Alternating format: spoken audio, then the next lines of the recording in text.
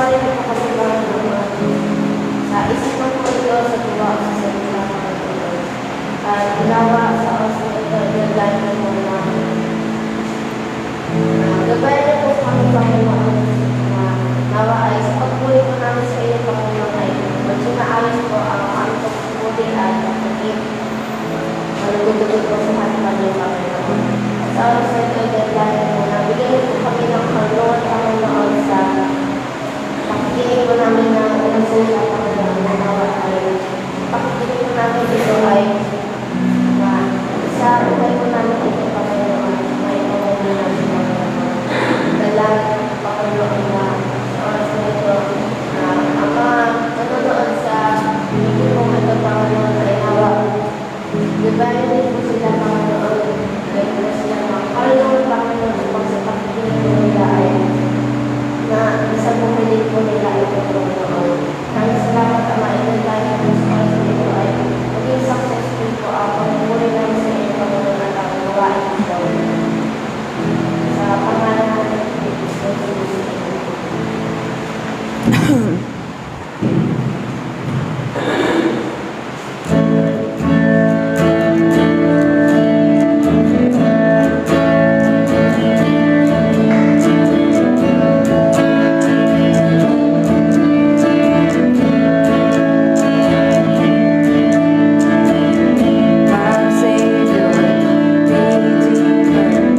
Lifted me from the miry clay, Almighty.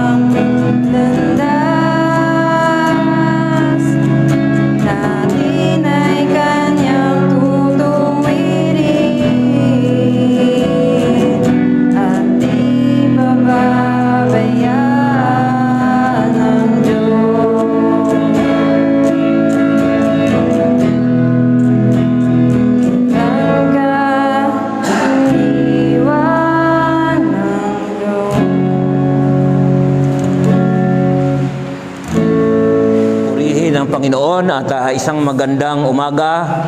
Una sa lahat, nasa atin na narito, palakpakan muna natin ang Panginoon. Hallelujah! At maging sa mga nanonood sa video ito, sa live service na ito ng Kingdom of God, the True Light Church Incorporated, ito'y mapapanood sa Facebook kung tayo ay nanonood sa umagang ito. At niloob ng Panginoon na ang pansin mo ay dinala sa gawain ito sa umagang ito.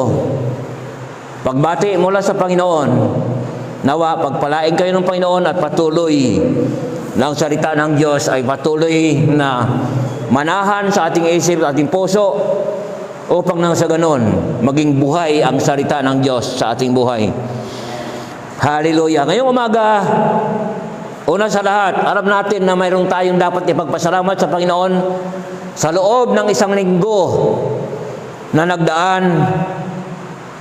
Iningatan tayo ng Panginoon at palaging tinutugon ng Panginoon ang ating mga panalangin. At tunay nga na napakabuti ng Diyos sa ating buhay, kaya dapat lamang natin siyang pagpasalamatan sa lahat ng bagay na ginagawa ng Diyos sa ating buhay araw-araw. So isa pa sa kabutihan ng Panginoon na ating matutunghayan ngayong umaga ay walang iba, kundi ang Diyos ay hindi nagmaramot upang tayo ay pakainin ang ating espiritual na kalagayan. Ang Diyos ay laging handa upang pangalagaan ang ating espiritual na kalagayan sa pamamagitan ng kanyang mga salita, na kung saan ang salita ng Diyos ay tunay na mahalaga sa ating buhay, sapagkat sinabi ng ating Panginoon, ang tao ay hindi lamang sa tinapay na bubuhay, kundi sa bawat salita rin naman na lumalabas sa bibig ng Diyos. So ngayong umaga, ibuksan natin ang ating banal na kasulatan sa aklat ng Matthew chapter 25, beginning verse 14 hanggang 30. Medyo mahaba-haba ito.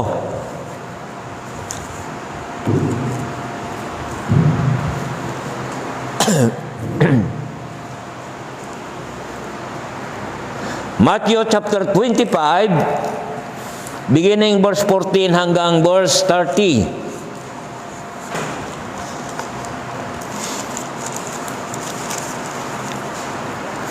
Ang pamagat dito sa topic na ito ay walang iba, ang talinhaga tungkol sa aliping pinagkakatiwalaan ng salapi. Kapag nabanggit natin ito, parang pangkaraniwan na bagay na lang sa ating buhay, kapagkat madalas natin itong naririnig sa lahat ng mga ngaral, upang ang lahat ng mga lingkod ng Diyos ay turuan kung paano lumakad sa gitna ng kalooban ng Diyos.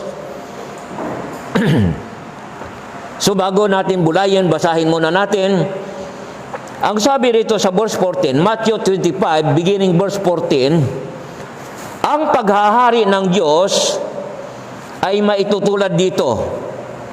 May isang taong maglalakbay, kaya tinawag niya ang kanyang mga alipin at ipinagkatiwala sa kanila ang kaniyang ari-arian.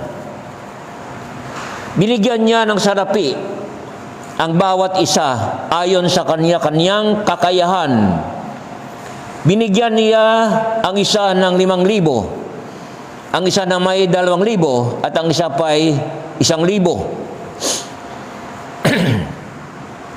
Pagkatapos siya ay umalis, humayo agad ang tumanggap ng 5,000 at pinangangalakal iyon, at nagtubo siya ng 5,000. Gayon din naman, ang tumanggap ng 2,000 ay nagtubo ng 2,000. Ngunit ang tumanggap ng 1,000 ay humukay sa lupa at itinago ang salapi ng kanyang Panginoon. Pagkaraan ng mahabang panahon, bumalik ang Panginoon ng mga aliping iyon at pinagsusulit sila. Lumapit ang tumanggap ng 5,000. Wika niya, Panginoon, ito po ang 5,000 na bigay ninyo sa akin. Ito pa po ang 5,000 na tinubo ko. Sinabi sa kanya ng Panginoon, magaling, tapat at mabuting alipin. Yamang naging tapat ka sa kaunting halaga, pamamahalain kita sa malaking halaga. Makihati ka sa aking kagalakan. Lumapit din ang tumanggap ng 2,000 at ang sabi, Panginoon, ito po ang ibinigay ninyong 2,000. Ito naman po ang 2,000 tinubo ko. Sinabi ng kaniyang Panginoon, magaling, tapat at mabuting alipin. Naging tapat ka sa kaunting halaga, kaya pamamalain kita sa malaking halaga. Makihati ka sa aking kagalakan. At lumapit naman ang tumanggap ng 1,000. Alam ko pong kayo'y mahigpit, aniya. Gumagapas kayo sa hindi ninyo tinamnan at nag-aani sa hindi ninyo hinasikan. Natakot po ako, kaya't ibinaon ko sa lupa ang inyong salapi. Hito na po ang 1,000 ninyo. Masama at tamad na alipin. Tugon ng kanyang Panginoon. Alam mo palang gumagapas ako sa hindi ko tinamnan at nag-aani sa hindi ko hinasikan? Bakit hindi mo iyan inilagak sa bangko? Di sana'y may nakuha akong tubo ngayon. Kunin ninyo sa kanya ang 1,000 at ibigay sa may 10,000. Sapagkat ang mayroon ay bibigyan pa at mananagana. Ngunit ang wala, kahit ang kakaunting na sa kanya, ay kukunin pa. Itapon ninyo sa kadiliman, sa labas, ang aliping walang kabuluhan. Dooy tatangis siya at mangangalit ang kanyang ngipin. So ito ang salita ng Diyos sa umagang ito. Madalas na narinig natin ito at alam din natin na ang talinhagang ito patungkol dito sa alipin ay isang pagtuturo ng ating Panginoong Jesucristo kung paano ipinaaabot ng Panginoong Jesucristo sa kanyang mga lingkod, no? Na ang bawat isa sa atin ay pinagkalooban ng Diyos. Pinagkalooban ng Diyos ng kanyang mga kaloob at kakayahan. At ang mga kaloob na yan at ang mga kakayahan natin o ano man ang mayroon sa atin, yan lahat ay bigay ng Diyos yan. At pagdating ng takdang panahon, ay ipagsusulit natin sa harapan ng Diyos ang lahat ng bagay na ipinagkatiwala sa atin ng Panginoon. Sa biglang tingin, napakasimple. Okay? Pero ang tanong, nagagawa ba natin ang mga bagay na ito?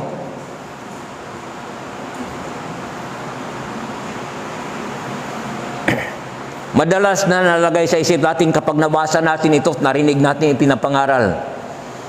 Madalas na iniisip natin na ito ay para lamang isang pangkaraniwan na mga salita. Pero ito, kapag hindi natin nasunod ito ang mangyayari sa atin sa pagharap natin sa Panginoon Kristo. Na ang sabi dito sa verse 30, ang sabi diyan, itapon ninyo sa kadiliman, sa labas ang aliping walang kabuluhan. Do'y tatangis siya at mangangalit ang kanyang mga ngipin.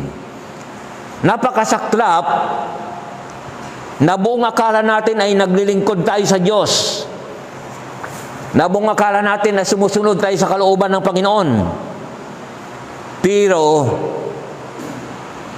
kapag sa pagharap natin sa Panginoon, nawa ay walang masumpungan ang Diyos sa buhay natin na mga pagkukulang. Walang masumpungan nawa ang Panginoon sa buhay natin na hindi natin nagawa. ang mga bagay na ipinagkatiwala sa atin ng Diyos. So dito, kapag nabasa natin, madalas ang ating kaisipan ay pumapasok agad sa isip natin na ang lahat ng ito ay patungkol lang sa pera. Patungkol sa pera. No? Alam natin na ang pera, bagamat kinikita natin yan mula sa pagtatrabaho, subalit alalahanin natin na ang Diyos ang nagbigay sa atin ng lakas at ang Diyos din ang nagbibigay sa atin ng trabaho.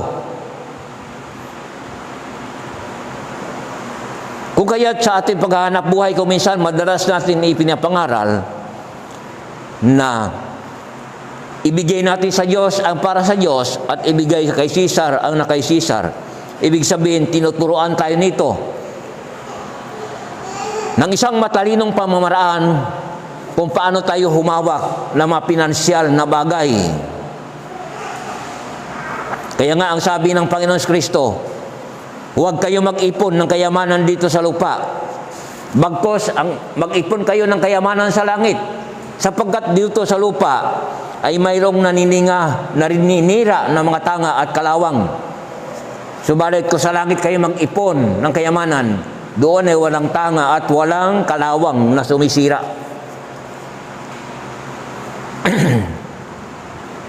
Una, para ma-establish natin ang ating kaalaman, pinagkalooban ng kanyang Panginoon ng iba't ibang laki ng halaga, ipinagkatiwala niya sa kanyang alipin, at ibinigay ng Panginoon ang kanyang ari-arian sa bawat isa ayon sa kakayahan ng bawat isa. Subalit ang nakakalungkot, ang tumanggap ng 5,000 at ang tumanggap ng 2,000 ay humayo at ipinangalakal ang ari-arian ng Panginoon na ipinagkatiwala sa kanila at tumubo pa, dumubli. Kaya hinangaan sila ng Diyos, pinuri sila ng Panginoon. Pero yung tumanggap ng 1,000, walang ginawa. Takot siyang ipangalakal. Ibinaon niya sa lupa ang ipinagkatiwala sa kanya. Kaya sa pagsusulit sa Panginoon, wala siyang naipagsulit. Wala siyang tinubo. Ang sabi ng Panginoon, alam mo palang gumagapas ako sa hindi ko tinamnan at umaani sa hindi ko hinasikan. Sana inilagak mo sa bangko ang pera ko upang nasa ganun, sa pagparito ko ay mayroon man lang ako makukuhang tubo.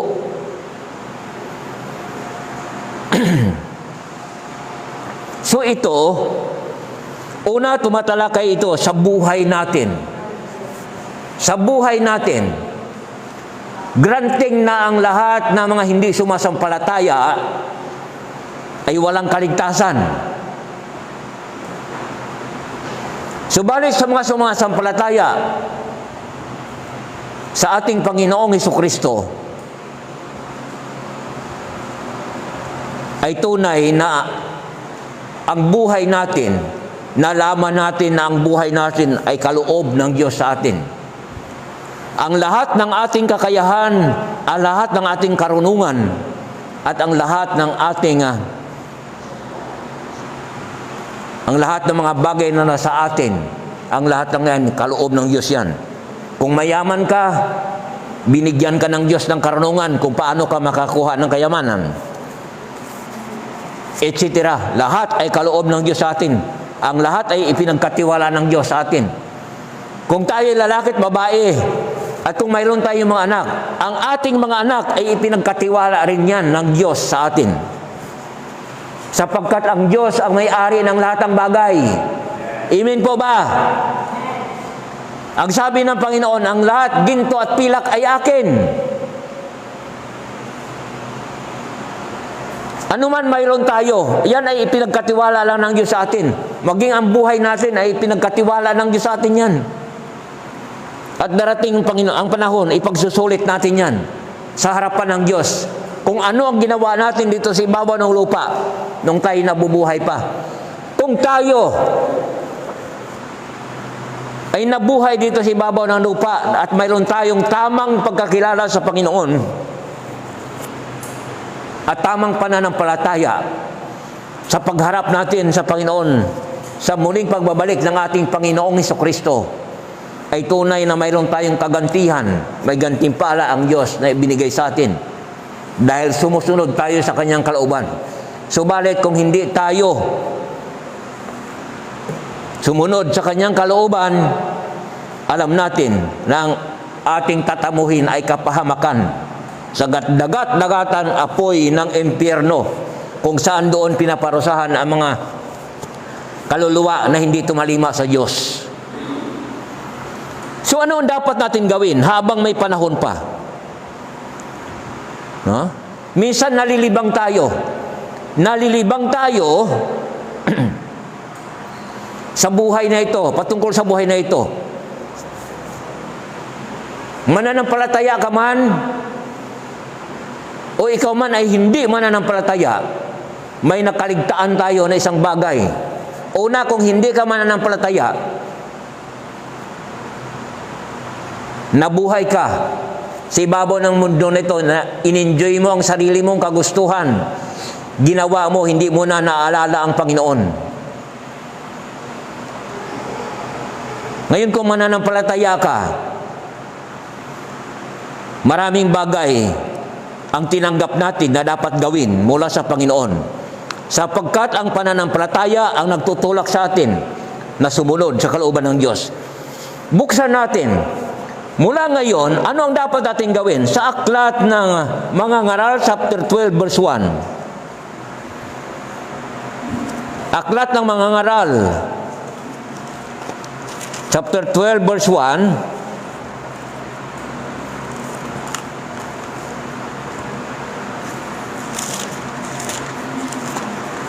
Ang sabi dito, alalahanin mo ang lumikha sa iyo sa panahon ng iyong kabataan, bago dumating ang mga araw at taon na puno ng kaguluhan, panahong hindi mo na madama ang tamis na mabuhay. Ang salita na ito ay always present ito sa bawat buhay ng isang tao. Habang nabubuhay tayo, samantalahin natin ang pagkakataon. No? Huwag tayong malibang sa takbo ng mundong ito. Huwag nawa makuha ang atensyon natin sa lahat ng bagay, material na mga bagay sa mundong ito. Lahat ng mga bagay na makasanlibutan na hinahangad ng mga taong walang pang pananampalataya sa Diyos. Nawa tayong mga mananampalataya ay huwag gumaya sa mga hindi sumasampalataya, na ang kanilang pinag-uukulan ng pansin ay walang iba kundi ang mga bagay na nakapagdudulot ng kasiyahan sa tao habang siya'y nabubuhay sa mundong ito. At ang ganong klaseng kaisipan ay naging balakid para maalala natin. Para maalala natin ang Diyos. Ang sabi diyan, alalahanin mo ang lumikha sa iyo. Kanino ito sinasabi? Sinasabi ito sa mga hindi mananampalataya at maging sa mananampalataya. Alalahanin mo ang lumikha sa iyo sa panahon ng iyong kabataan. Habang bata pa tayo, nawa ang Panginoon ay lagi nang nangunguna sa buhay natin. Sa bawat sandali na tayo mag-iisip, nawa ang isip natin ay laging nakaugnay sa Panginoon. Alalahanin mo ang lumikha sa iyo sa panahon ng iyong kabataan, bago dumating ang mga araw at taon na puno ng kaguluhan, panahon hindi mo na madama ang tamis ng mabuhay. Sa isang taong may edad na, no? Sa isang taong wala ng kakayahan na gumawa ng mga bagay na gusto niyang gawin, ang buhay ay parang ano na lang, naghihintay na lang kung anong kalooban ng Panginoon. So ang mga bagay na yan, gusto mo pumunta rito, gusto mong gawin to, hindi mo na magawa. Dahil habang tumatanda tayo, nagiging limitado ang ating pagkilos, nagiging limitado ang mga gawain na ating ginagawa. Ganun pa man, kahit ganun ang iyong kalagayan, kahit anuman ang ating kalagayan, dapat habang may buhay pa tayo, at kailan yun? Ngayon na. Ngayon na, habang may buhay pa tayo, nawa ang Diyos ang magsisilbing nangunguna sa buhay natin. Nawa ang Diyos ang nagsisilbi na siya ang kumukuha ng ating atensyon araw-araw. Tingnan mo buhay natin. Madalas, alam nating may Diyos, nananalangin tayo. Pero kapag kumilos na tayo, minsan, o madalas, tayo ay gumagalaw ayon lamang sa kakayahan, na ibinigay sa atin. Nakalimutan na natin lagi ang Panginoon. Nakalimutan na natin isandal sa Panginoon ang lahat ng ating mga dapat gawin. Mas nangunguna ang ating kakayahan kaysa sa Panginoon. So sa ganong paraanan, dahil sa mga kakayahan natin na ibinigay sa atin ng Diyos, minsan nakalimutan natin ang Diyos. Nakakalimutan natin na wala pala tayong magagawa kung wala ang Panginoon. Kaya kung halimbawa man ano ang ating ginagawa, kung tayo ay nakakagawa ng mga bagay na kapuri-puri, nakagawa ng mga bagay na matuwid, dapat ang maging laman ng isip natin ay walang iba kundi pasasalamat sa Panginoon. Bilang pag-alala sa Kanya na kaya mo lang nagawa ang isang bagay na ito dahil ang Diyos ang nagbibigay sa atin ng kakayahan. Hallelujah! Purihin ang Panginoon. So dito, maihambing pali natin ang talinhaga na ito. Bukod sa pinansyal na bagay, ang pinansyal na bagay, ipinagkatiwala yan ng Diyos sa atin. Ano ang sabi ng Panginoon? Alam mo palang ako ay mahigpit.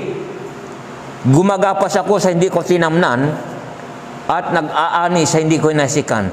Sana inilagak mo sa bangko ang pera ko upang nasa karon sa pagparito ko ay mayroon man lang ako nakuhang tubo. Ang pinag-uusapan natin dito pinansyal. Kung hindi ka marunong mangaral ng salita ng Diyos, maaari nating ihambing na ang bangko ay walang iba kundi ang iglesia ng Diyos. Kung saan ang iglesia ng Diyos ay nangangailangan ng suporta, nangangailangan ng pinansyal ng mga pinansyal na mga bagay upang magawa kung ano ang ipinagagawa ng Panginoon. Hindi ka man marunong mangaral, subalit nagbibigay ka ng pera sa gawain ng Diyos na ginagamit madalas ibinibili ng Biblia para ipamahagi doon sa iba na walang kakayahang bumili ng Biblia. Ang pera na binibigay natin sa simbahan ay ginagamit upang gastusin sa pagpapagawa ng simbahan upang na sa ganon, kapag mayroong na akay na kaluluwa, magiging presentable ang lugar kung saan pinagtitimunan ng lahat ng sumasampalataya.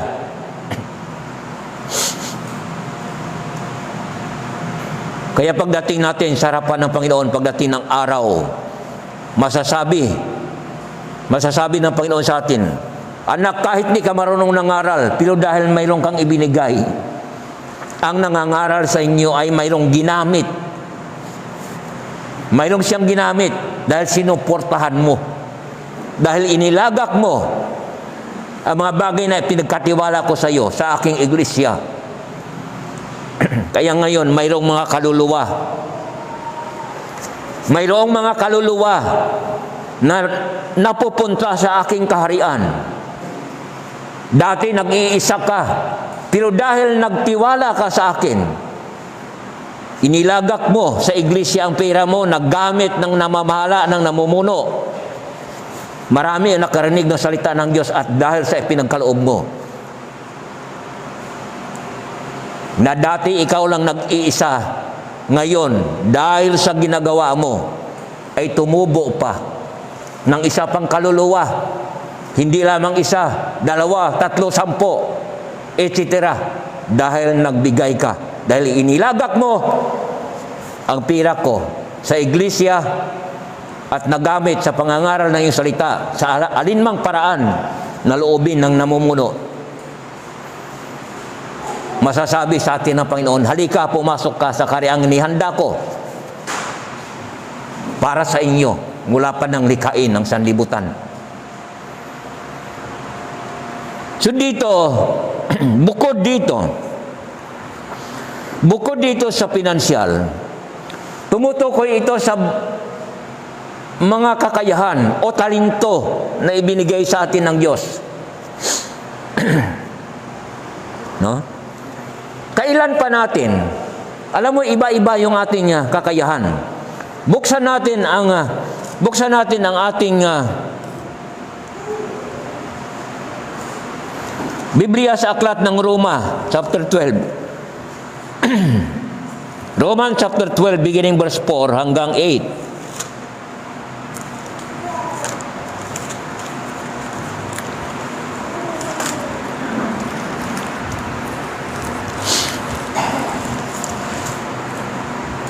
Ang sabi rito, patungkol sa iglesia, Romans chapter 12, beginning verse 4. Ang katawan ay binubuo ng maraming bahagi at hindi pari-pariho ang gawain ng bawat isa. Gayon din naman, tayo'y marami, ngunit nabubuo sa iisang katawan ni Kristo.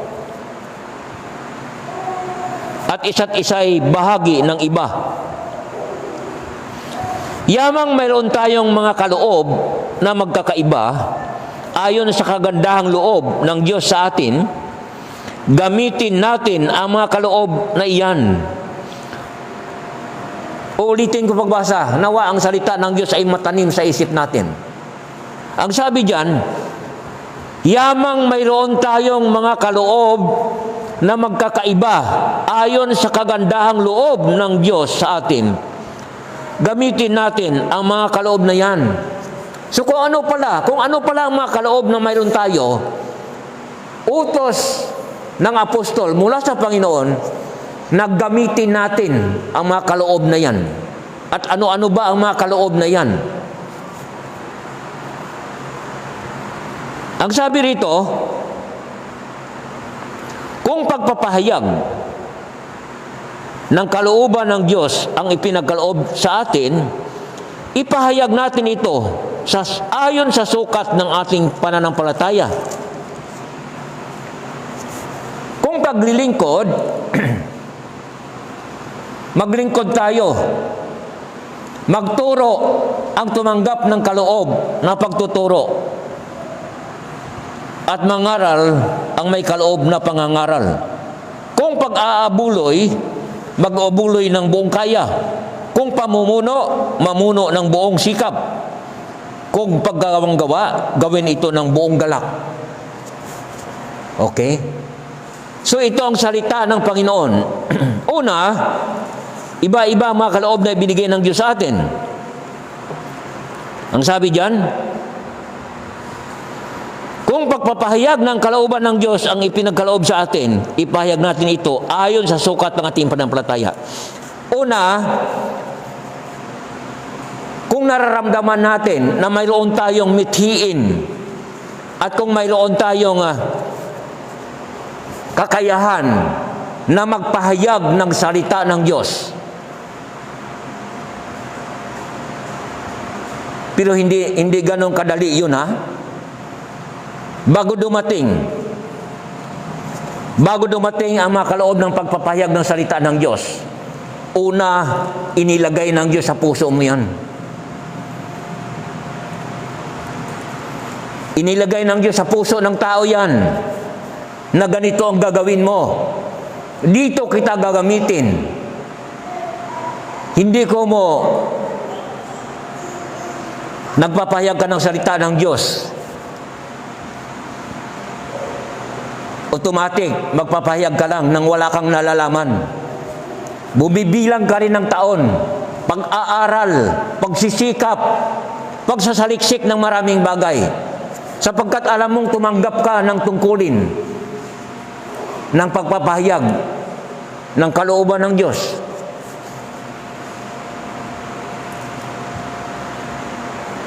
Pinaghahandaan, hinuhubog natin ang ating sarili sa katotohanan upang sa ganoon, pag tayo tumayo at nagpahayag ng kalooban ng Diyos, sigurado tayong pulido yung mga bagay na atin itinuturo at hindi kasinungalingan. So ang lahat ng bagay ay pinaghahandaan. Kung mula nung ikaw o tayo ay tumanggap sa Panginoon Kristo na nanampalataya, malalaman mo, dito mo malalaman na ikaw ay tinatawag ng Diyos sa pagpahayag ng Kanyang salita. Kung mula sa puso mo ay mayroon kang hangarin na dapat itong gawin at naramdaman mo na mayroon kang hangarin, yun ang nagtutulak sa atin upang pag-aaralan ang salita ng Panginoon. Di lamang basta salita ng salita, di lamang basta pahayag, nangangailangan yun ng masusing pag-aaral. Kung nais natin magamit tayo ng Diyos mightily, we have to pay the price. Kailangan magbayad tayo ng presyo. May presyong pinagbabayaran. Kaya ang isang tao ay gumagaling sa pagpahayag ng salita ng Diyos dahil sa buong buhay niya ay tunay na sinusunod niya ang salita ng Diyos. Basahin mo ang aklat ng ngayon. Bulay-bulayin mo yun araw at gabi upang masunod mo ang lahat na nakasulat doon. Nang sa ganon, giginhawa ka at magtatagumpay. Ang sabi ng Panginoon, man shall not live by bread alone, but by every word that proceedeth out in the mouth of God. Ngayon kung nabuhay tayo sa pagbubulay-bulay ng salita ng Diyos, magiging effective tayo. Mga ngaral, magiging effective tayong magpaliwanag ng katotohanan sapagkat walang nalihim sa atin, sapagkat lantaran na ang Diyos ay nagtuturo sa atin sa pamagitan ng mga salita kung ano ang mga bagay na dapat sabihin, kung ano ang mga bagay na dapat gawin. So ibig sabihin, kung mayroon kang damdamin, kung mayroon kang naisin na mangaral at magpahayag ng salita ng Diyos, at itong kaloob na ito, panglahatan ito, ang pagbabahagi ng salita ng Diyos ay hindi lamang yan pumipili, kundi iniutos ng Panginoon yan sa lahat ng kanyang mga lingkod. Humayo kayo sa buong sanlibutan at ipangaral ninyo ang mabuting balita tungkol sa paghahari ng Diyos. Bilang patotoo sa lahat ng bansa.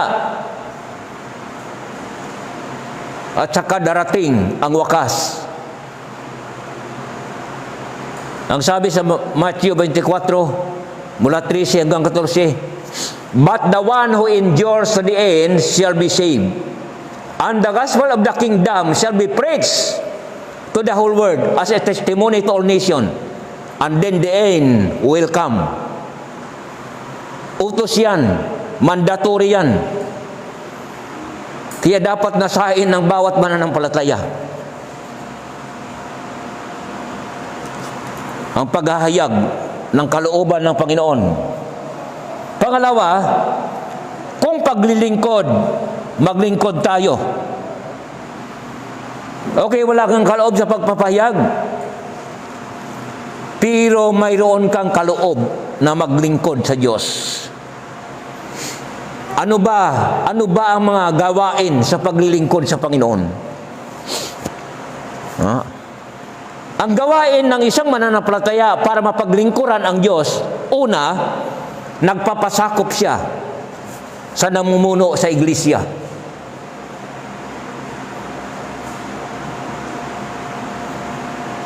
Given naman na bago magpasakop ang isang mananampalataya sa nagmumuno sa iglesia, una muna siyang nagpapasakop sa Diyos. Sapagkat hindi kayang magpasakop ng isang mananampalataya sa namumuno kung hindi siya nagpapasakop sa Diyos. Sapagkat ang Diyos ang nag-utos na dapat magpasakop sa mga namumuno. Yan ay isang uri ng paglilingkod. Kung paano natin iginagalang ang Diyos, ang namumuno sa simbahan o kaya ay nagtuturo ng salita ng Diyos, ay dapat nating tinatalima. Sa Hebreo chapter 13, buksan natin ating banal na kasulatan. Alam mo, hindi ko na nalilista yan naalala ko na lang. Hebreo chapter 13, verse 17. Anong sabi dito ni Apostol Pablo? Hebrews 13, verse 17. Pasakop kayo sa mga nangangasiwa sa inyo. Sila'y may pananagutang magbantay sa inyo at magbibigay sulit sila sa Diyos ukol dito. Kung sila'y susundin ninyo, magagalak sila.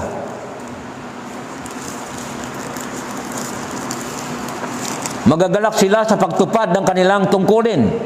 Kung hindi, sila'y mahahapis at hindi ito makakabuti sa inyo. Yan ang salita ng Panginoon. Maraming nagsasabi na naglilingkod sila sa Diyos, pero mga bagay na ito hindi ginagawa.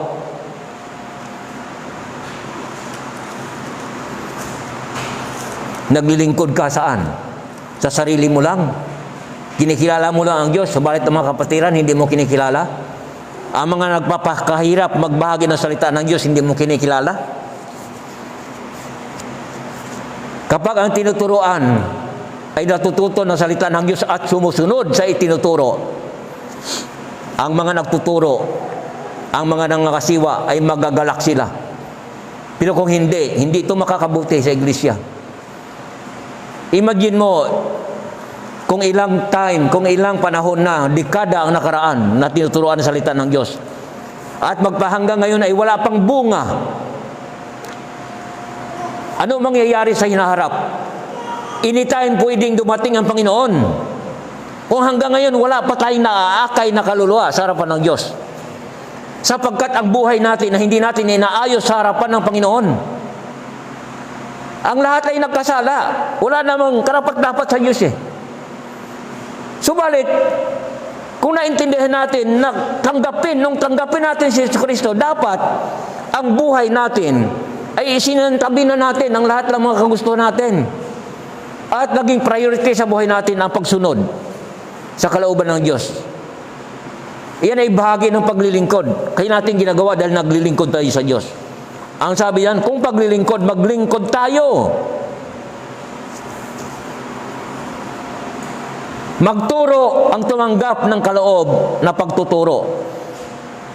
At mangaral ang may kaloob na pangangaral. Kung pag-aabuloy, mag-abuloy ng buong kaya. Buong kaya. Yung the best. Kung halimbawa, nag-aabuloy ka. Ibig sabihin ng abuloy, hindi lamang abuloy sa mga patay, kundi nakiambag ka sa mga gastusin. Mayroon kang tinutulungan na ibang tao. May lumapit sa iyo nangangailangan ng tulong, hindi mo ipinagkait ang tulong na hinihingi nila. Yan ang ibig sabihin na nag-aabuloy ka, nakikiambag ka sa pangangailangan ng iba. At nakikiambag ka doon sa pangangailangan ng iglesia. At sabi diyan, kung pag-aabuloy, mag-abuloy ng buong kaya. Hindi ba lang basta ka na lang nagbigay, kundi gawin natin ang pinaka-the best na magagawa natin. Kasi bahagi ng paglilingkod yan. Kung pamumuno, mamuno ng buong sikap. Yan ang sinasabi. Sa mga namumuno, mamuno ng buong sikap. Magsikap na mabuti sa pamumuno. Kaya, bilang namumuno sa iglesia, pinagsisikapan ko. No? Pinagsisikapan ko kahit na pagod na. Nais mo magpahinga. Subalit dahil mayroon tayong tungkulin na gagampanan dahil sa pagkatawag ng Diyos sa atin, iisinantabi natin ang ating mga sarili. Kanina, sabi ko nga sa asawa ko, si Joseph na lang pagsalitain ko, parang hindi ako makapagsalita. Na may nararamdaman ako sa aking bibig, sa dila, masakit. Saka pagod na pagod ako, para akong walang lakas. Subalit, sabi ni Sister Beth, hindi mo nasabi kaagad, hindi nakapaghanda yung isa. Kaya, sabi ko, Lord, bahala ka na. Biro mo, dahil sa gusto kong gawin kung ano ang pinagagawa sa akin ng Diyos. Kanina, pagod ako, pero ngayon malakas ako. Naintindihan niyo ba? Kanina, napapagod ako. Pero pag tumayo ako dito, ang lakas ng Panginoon ang siyang nagbibigay sa akin ng inspirasyon para sabihin ang mga bagay na dapat sabihin. Kung paglilingkod, maglingkod tayo. Magturo ang tumanggap ng kaloob ng pagtuturo at mangaral ang may kaloob na pangangaral. Kung pag-aabuloy, mag-abuloy ng buong kaya. Kung mamumuno, mamuno ng buong sikap. Kung paggagawang gawa, gawin na ito ng buong galak. So ito yung mga kakayahan na ibinigay sa atin ng Diyos. No? Hindi pare-pareho ang ating mga kakayahan. Ang importante lang, nawa sa mga kakayahan na mayroon tayo, huwag natin ibaon yan. Gamitin natin yan sa paglilingkod sa Diyos.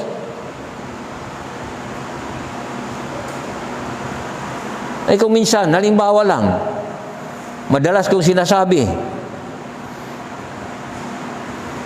si pastor na nagsasalita, si pastor na ang nagwawalis ng simbahan, lahat si pastor na lang. Ang mga miyembro, wala nang ginawa, kundi iwalay muna natin simbahan natin. Marami sa simbahan, aatin lang uuwi. Makinig lang na makinig. Kain lang ng kain ng salita ng Diyos, pero walang ginagawa para sa Panginoon. Hindi nakikisali sa mga bisyo ng church. Hindi nakikisali sa mga bagay na mitiin ng simbahan para sundin kung ano pinagagawa ng Panginoon. Okay. So sa maraming binanggit na mga kakayanan na ibinigay sa atin ng Diyos, kapag dumating na sa punto na ang mga kaloob na ito ay ginagampanan natin ayon sa kaloob na ibinigay ng Diyos sa iyo, ano ang ating magiging pananaw sa ating pagsasagawa ng mga bagay na ating ginagawa? Buksan natin ang ating banal na kasulatan. Sa Aklat ng Mga Ngaral, chapter 9, verse 10. Aklat ng Mga Ngaral, chapter 9, verse 10. May kahambing ito sa sinabi ng Apostol Pablo.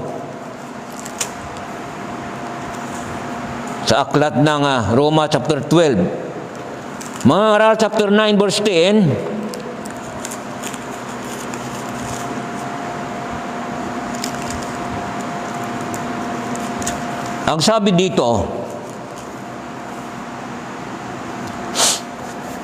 anuman ang ginagawa mo'y pagbuhusan mo ng iyong makakaya, pagkat sa siyol na nasasadlakan mo ay wala nang gagawin, ni pag-iisipan, ni pagbubuhusan ng kaalaman o karunungan. Kung tayo ay isang manggagawa ng Panginoon o tayo ay isang lingkod ng Diyos, na ginagamit tayo ng Panginoon sa isang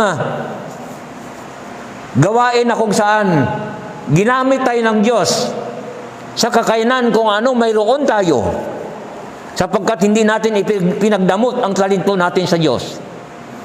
Ano man ang ating gagawin, ito ang salita ng Diyos na magbibigay sa atin, na magbigay ng motivation sa atin upang gawin natin ating ginawa ng tama. Ang sabi rito, anuman ang ginagawa mo'y pagbuhusan mo ng iyong makakaya, pagkat sa siyol na kasasadlakan mo ay wala kang gagawin, ni pag-iisipan, ni pagbubuhusan ng kaalaman o karunungan. Alam mo ba sa buhay natin ngayon, ano man ang ating mapinaplano sa buhay, akala niyo ba ang paghahanap buhay natin? Akala ba natin yung ating pagninegosyo, etc. paghahanap buhay, ay hindi yan bahagi ng paglilingkod sa Diyos? Bahagi yan ng paglilingkod sa Diyos. Hindi lang naintindihan ng marami. Sapagkat yung ating mga anak, kaloob ng Diyos sa atin yan at ipinagkatiwala ng Diyos sa atin yan. Imposible na ang mga anak natin ay ibang tao ang magpapakain yan. So para mo mapakain ang iyong anak, kinakailangan kang maghanap buhay. Para kumita, para may pampantustos sa pangangailangan ng iyong mga anak araw-araw. At bukod pa sa tungkulin ng isang ama o ina, na ang kanyang anak ay palakihin sa salita ng Panginoon. Sapagkat hindi basta ang isang tao ay manganganak lang at hayaan na lang kung ano ang mangyari. Tungkulin ng isang ama o ina na ang kanyang mga anak ay palakihin sa tuntunin at aral ng Panginoon. Ang sabi doon sa aklat ng Kawikaan, chapter 22 verse 6, ituro sa iyong anak ang daan na dapat niyang lakaran, at hanggang sa paglaki ay hindi niya ito makakalimutan. So kung tayo man na narito o nanonood sa bidyong ito, alalahanin natin na ang pagtataguyod ng pamilya ay paglilingkod sa Diyos yan. Amen po ba? Palakpakan natin ang Diyos. Sapagkat hindi kalooban ng Diyos na mag-anak tayo, pagkatapos pabayaan na lang siya dyan na mabuhay siya kung mabuhay. Tungkulin ng ama at ina na ang kanyang mga anak pangalagaan, ayusin ang buhay, pangaralan, at ituro ang salita ng Diyos sa kanila. At hanggang sa paglaki, hindi niya ito makalimutan. So dito, ano man ang mga bagay na ito, kung naghahanap buhay man tayo, kung mayroon tayong iniisip na mga negosyo, kung naghahanap buhay man tayo, ano man ang mga talento, ano man kakayahan na mayroon tayo, ito ang salita ng Diyos. Ito ang salita ng Diyos na dapat natin paghahawakan.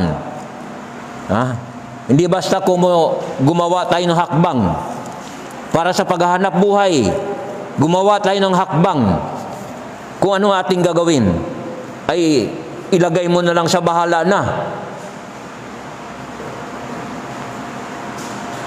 Kahit kami ang mga karpintero, ang manggagawa ka man, ang lahat ng iyan ay pinagbubuhusan mo ng kaalaman.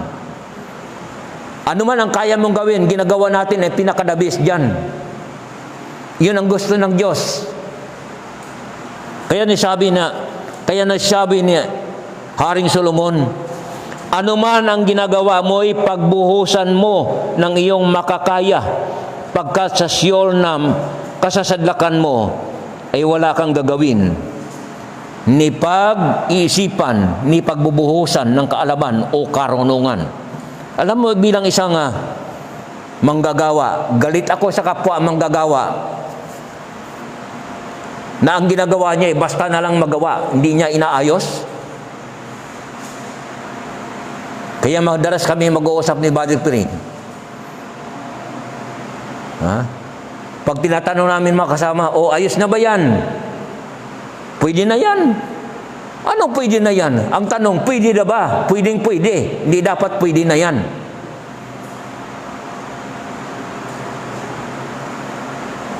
So yun ang kalooban ng Panginoon. Ano man ang ating ginagawa, pagbuhusan natin ng ating makakaya para magtagumpay. Amen po ba? Pagbuhusan natin ng ating makakaya para magtagumpay. Hindi lamang basta kukuha tayo ng isang bagay o kahit sa magtatrabaho ka. Kung tayo nagtatrabaho sa kumpanya, magtrabaho tayo, mahalin natin ang trabaho. Madalas kong sabihin, love your work, but don't love your company. Alam niyo kung bakit? Mahalang tayo ng kumpanya habang pinakinabangan tayo. Pero pag tumanda ka na, umalis ka na, palitan ng bago. Amen po ba? Pero mahalin natin ang trabaho sapagkat dapat alam natin na ang trabaho ngayon, ang Diyos ang nagbigay sa atin yan para sa ating kabubuhay. Ano man ang ating ginagawa, pagbuhusan natin ng ating makakaya. Gawin natin ang pinakadabis. Sipag, tiyaga, magagandang plano at higit sa lahat. Taglayin natin ang kakayahan na laging magtiwala sa Panginoon. Okay. So dito, iyon ang ilagay natin sa isip natin.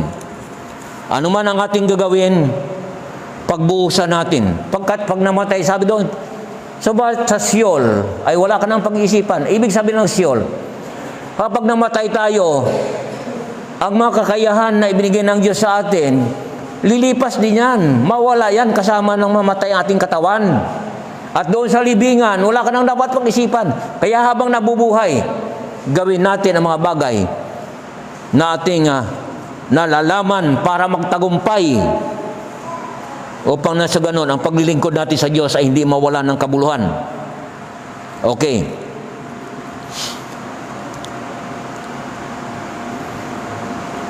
Dito sa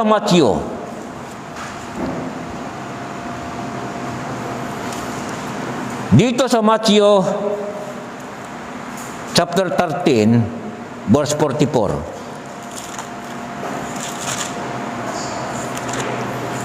Basahin natin ito. Matthew chapter 13 verse 44. Upang nasaganan pagtibayin natin. Pagtibayin natin ang mga bagay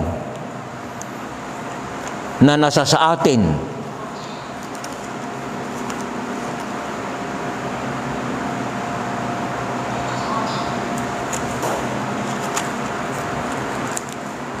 Matthew chapter 13 verse 44. Ang pamagat doon ay natatagong kayamanan. Ang sabi dito tayo magtatapos.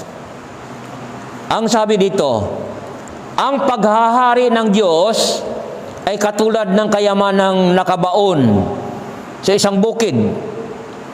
Nahukay ito ng isang tao at tinabunan uli. Sa laki ng tuwa, siya'y humayo at ipinagbili ang lahat ng ari-arian niya at binili ang bukid na iyon. Alam mo yung ating pinag-aaralan, ay hindi natin may apply yon sa buhay natin hanggat ang prinsipyo na ito ng paghahari ng Diyos na binasa natin ay hindi natin maintindihan. Tinalakay natin ang mga kaloob na dapat natin gawin. Sa tingin mo kaya dahil nalaman natin? Dahil nalaman natin ngayon kung anong mga kaloob na dapat natin gawin, sa tingin mo masusunod mo? Hello? Tayong lahat na nanonood sa bidyong ito, nabatid natin kung anong mga bagay, ang dapat gawin. Nabatid natin ng ating mga talento ay dapat pala natin ipagamit sa Panginoon. Maging sa pamumuhay sa pamilya, ang talentong iyan. Ginagamit natin upang mapagpala ang ating mga mahal sa buhay. Palagay ba natin, ang lahat ng ating binanggit ay magagawa natin hanggat hindi natin nalalaman kung ano ang pinakamahalaga sa buhay? Ang sabi dito, ang paghahari ng Diyos ay katulad ng kayamanang nakabaon sa isang bukid. Nahukay ito ng isang tao at tinabunan uli. Sa laki ng tuwa, siya ay humayo at ipinagbili ang lahat ng kanyang ari-arian niya at binili ang bukid na yun. Pagkatapos natin ngayon maintindihan ang mga bagay na dapat natin gawin, at kung mayroon tayong hangarin na sundin ito dahil sa pag-ibig natin sa Panginoon, sapagkat ang sabi ng Panginoon Kristo, ang lahat ng kautusan ay nauuwi sa dalawang utos: ibigin mo ang Panginoon ng buong puso mo, ng buong kaluluwa mo, at ng buong lakas mo. Pangalawa, ibigin mo yung kapwa gaya ng iyong sarili. Sa dalawang utos na ito ay nakapaloob ang lahat ng kautusan ni Moises at ang turo ng mga propeta. Sa palagay mo kaya magagawa natin ang lahat ng ating nalalaman ngayong umaga o ang ating mga kaalaman buhat pa noon? Ang ipinangaral ngayong umaga, matagal na natin ito narinig. Subalit, bakit hindi nagagawa? Subalit narinig ng tinga natin dito sa kanan. Dumaan sa kanan, lumabas, walang naiwan. Isang bagay ang kailangan. Kamukha ng paghahari ng Diyos. Alamin natin mabuti kung ano ang kahalagahan ng paghahari ng Diyos sa ating buhay.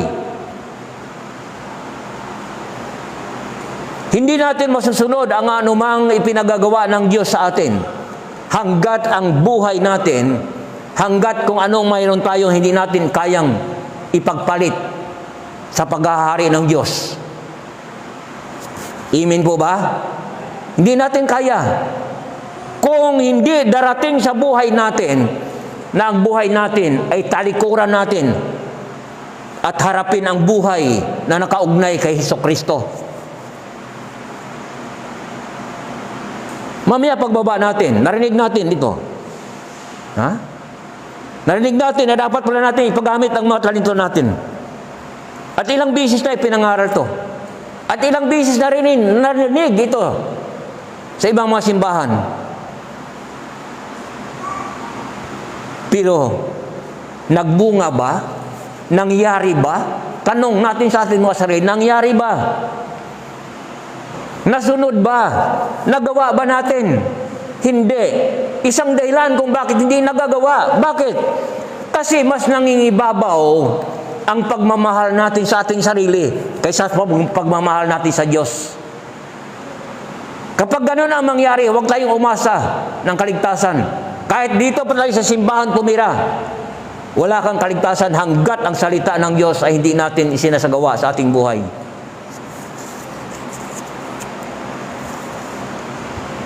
Hindi naman lahat na hindi ginagawa. Ang problema, pagdating sa pamilya, ang lahat ng bagay na gagawin natin para lamang mapaunlad ang buhay, para mapangalagaan ang anak, nagagampanan natin, etc. Pero pagdating sa gawain para sa Panginoon, sa pagpagamit sa Diyos, ito ang mahirap gawin. Hindi magagawa yan ng isang tao hanggat ang buhay niya ay hindi niya tinalikuran. Kaya nga sinasabi, ang paghahari ng Diyos ay parang kayamanang nabaon sa isang lupa, nasumpungan ng isang tao. At nang makita niya ang kayamanang iyon, tinabunan niya uli. Hindi niya pwedeng kunin kasi hindi naman niya lupa yun.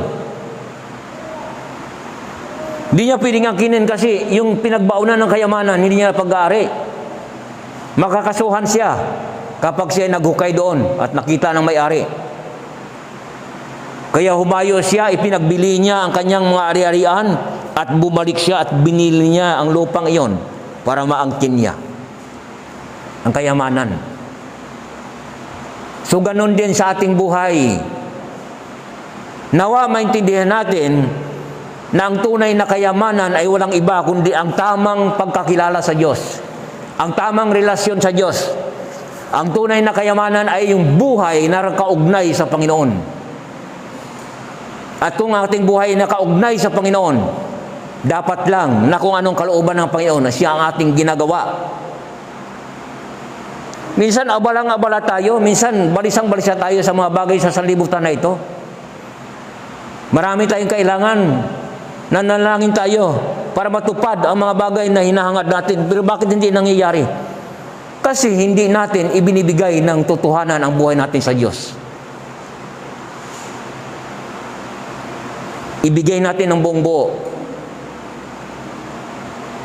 Pagdating ng araw ng linggo, minsan hindi na ako nagbibigay ng bahagi ng pagpapatotoo. Kasi pag nagpapatotoo tayo, madalas nating babanggitin, salamat sa Panginoon, iningatan. Very common na yan eh. Hindi ko na masabi na hindi pwedeng sabihin. Kasi nanalangin nga tayo patungkol sa pag-iingat lang Diyos sa atin buhay araw-araw. Granted na naman talagang tinutugon ng Panginoon.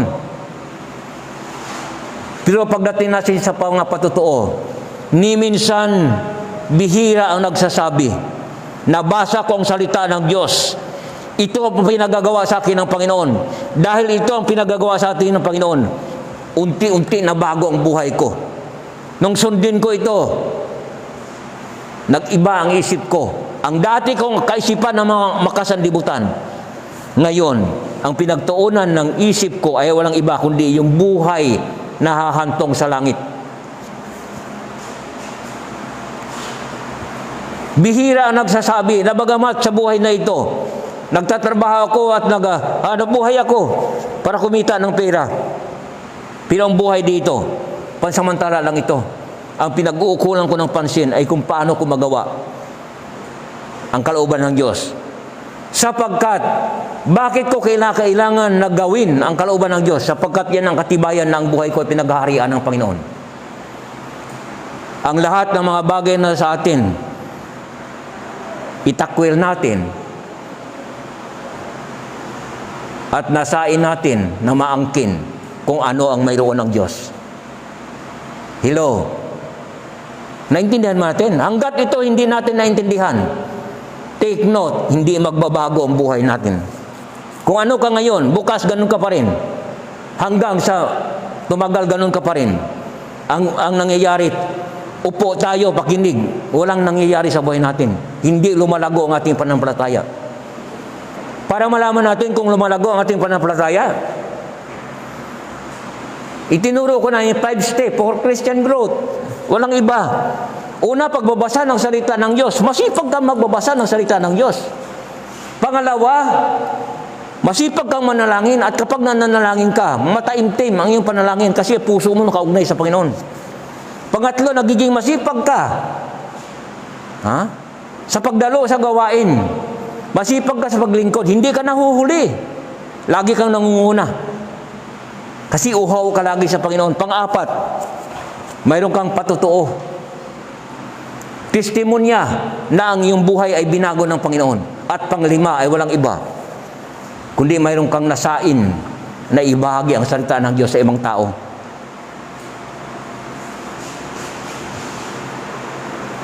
Pero ang lahat ng nabanggit na yan, kung ang nakasulat dito sa Matthew chapter 13 verse 44 ay hindi mo ito maintindihan at hindi mo kaya na ibigay ang lahat sa Diyos, Never na magbago ang buhay natin. Never na magamit tayo ng Panginoon mightily. Bulay-bulayin nating mabuti ito. Matthew 13 verse 44. Nasumpungan natin si Kristo. Dati kilala natin si Kristo, alam natin may Diyos. Nasumpungan natin si Kristo. Ano't gagawin natin? Umuwi sa bahay niya ang lalaki at pinagbili ang kalahat niyang ari-arian. At binili ang lupa na pinagbaunan ng kayamanan. Ibig sabihin ng kayamanan na yun, walang iba kundi si Kristo, ang Panginoon. Kaya nga may awit, sa iyo ang mundo, akin si Kristo. Sa iyo ang mundo, akin si Kristo. Sa iyo ang mundo, akin si Kristo. No turning back, no turning back.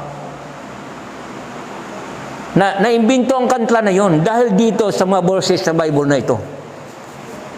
Ang lahat ng mga bagay sa sanlibutan, para lang yan sa sanlibutan, pero yung buhay natin na binago ng Diyos, na nakaugnay kay Kristo, mamuhay tayo ayon sa ibinigay ng Diyos sa atin. Kakayahan. At ang kakayahan na yan magawa natin pagdating sa punto na totally ibinigay na natin ang ating buhay sa Diyos. Amen? Palapakan natin ng Panginoon. Hallelujah! So purihin ang Diyos, nawa ang salita ng Panginoon ay matanim ng totohanan sa ating mga puso upang sa pang-araw-araw nating buhay ay maging gabay sa paglago natin spiritual at tunay na paglilingkod sa Panginoon. Saya ka. Hallelujah! Tayo ay darako sa Holy Communion.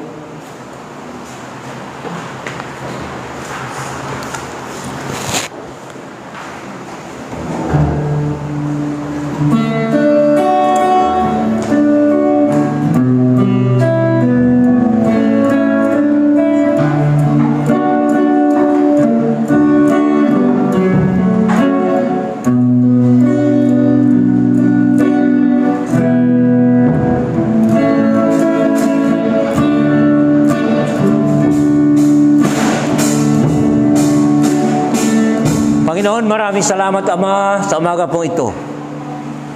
Salamat sa mga salita mo, Panginoon, na nahayag sa aming kalagitnaan.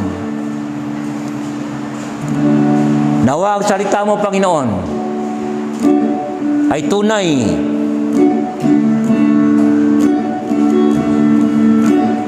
na bumaon sa aming isip at puso upang huwag namin makalimutan.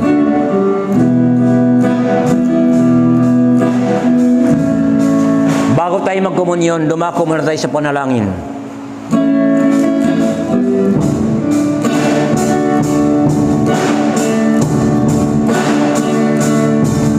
Kailan ka iniwan ng Diyos? Kailan mo naranasan na siya ay wala? Anong sakit ang di niya pinagaling? Anong problema di niya binigyang katugunan? Di ba't wala? Lahat ay dilingin sa Kanya.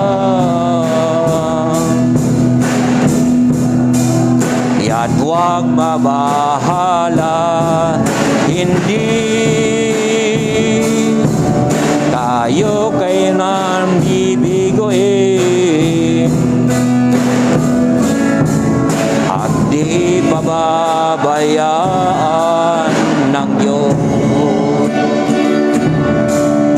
Ama, maraming salamat, Panginoon, sa umaga pong ito.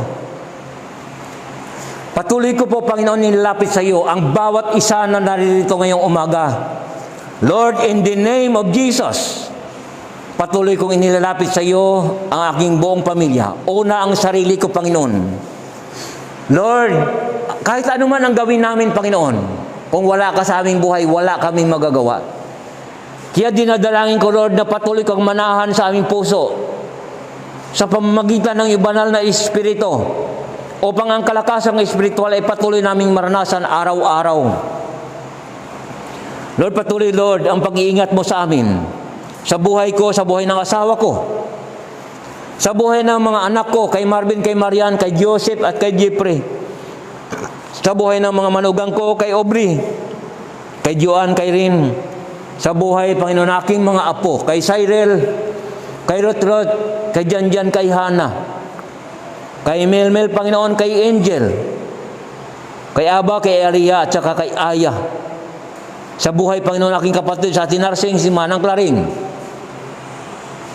Patuloy kong dalangin sa lahat ng mga kapatiran, sa Salazar family, hallelujah, Pantalion family, Gonzales family, Binucas family, Concepcion family, Navarro family, Asidira family, Gembien family. At sa buhay, Panginoon, ni Brother Piring na narito ngayon, sa Pialugo family. Patuloy kong dinalangin, Panginoon,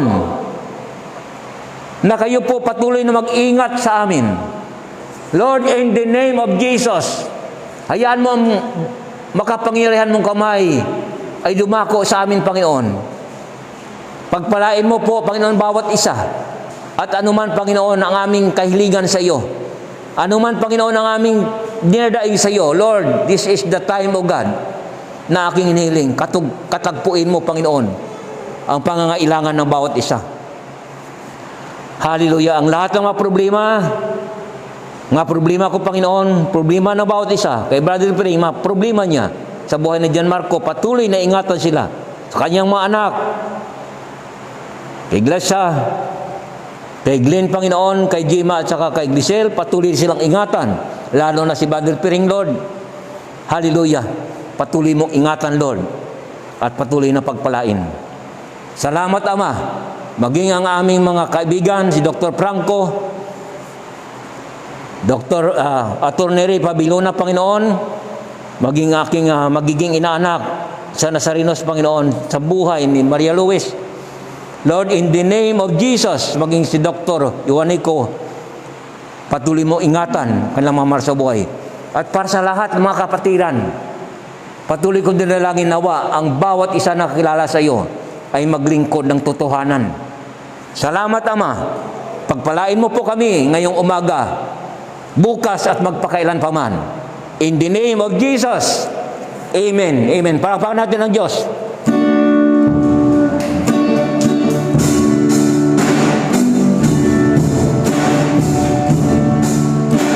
Ito ang tinapay ng buhay,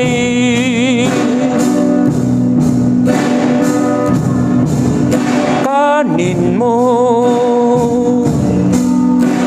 makibahagi.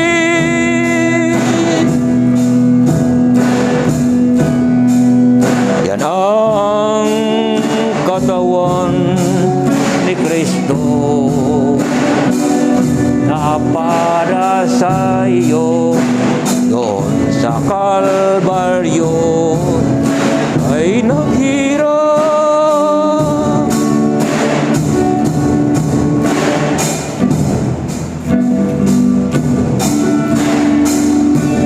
Ito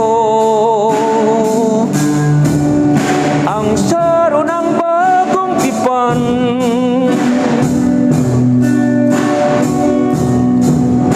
inumin mo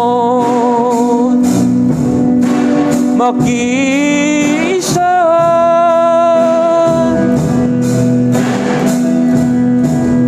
Yan ang dugo ni Kristo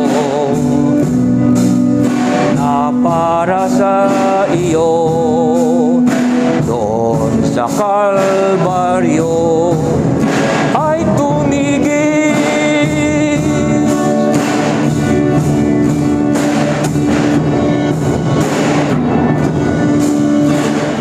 Hallelujah, Lord. Ama, purihin ka, O Diyos, sa umaga pong ito.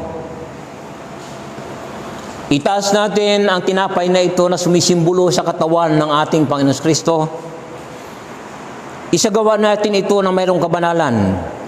Alam ko kanina pa lang, anuman ang ating mga pagkukulang, ay pinatawad na tayo ng Panginoon. At sa oras na ito, sa pagkain natin ng tinapay, ay pinapahayag natin ang ating kaugnayan kay Kristo. Ang ating pakipag-isa hanggang sa muling pagparito niya. Ginagawa natin ito upang alalahanin ang kamatayan ni Kristo doon sa krus ng Kalbaryo, na siyang naging dahilan ng ating kaligtasan. Mabasbasan mo po ito at sa pagkain namin ito, ay kasamang dumaloy sa aming katawan. Bukod sa kaligtasan, ay ang kaligtasan ng aming pisikal na katawan, ang kagalingan, kalakasan at kalusugan ay patuloy na dumaloy sa amin at ang mahabang buhay. Salamat Ama, in the name of Jesus. Amen.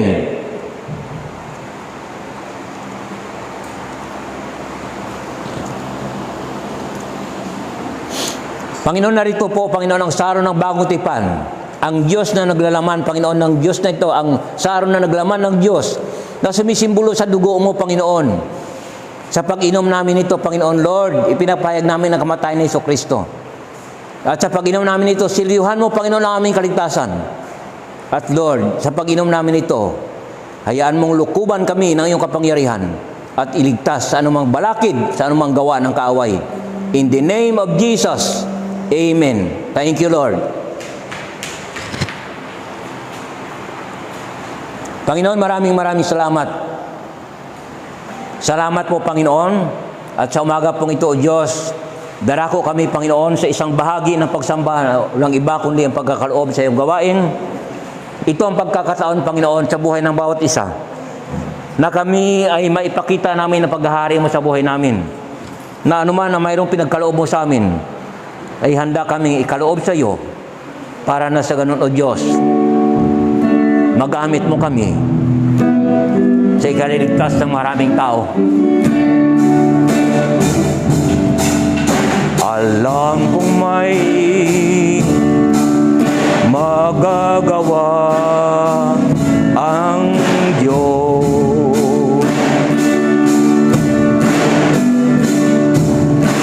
Alam kong may magagawa ang Diyos. Kung ako'y magtatapat